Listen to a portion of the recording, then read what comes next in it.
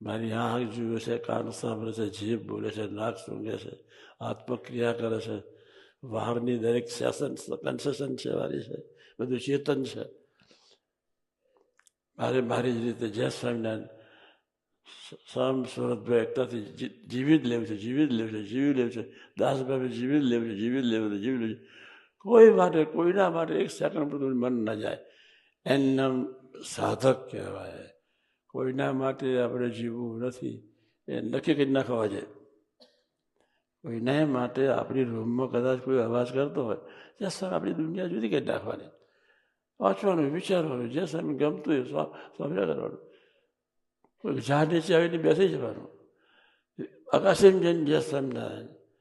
અમે પેલી અગાસી ઉપર વાંચતા હા, ત્યાં રહેવાનું મળેલું મને અમને. પહેલા બિલ્ડિંગમાં અમે રહ્યા. પેલી સીધા આકાશીમાં ત્રીજેમાં ત્યાં જઈને શાંતિથી બેસતા વાંચતા આનંદ કરતા.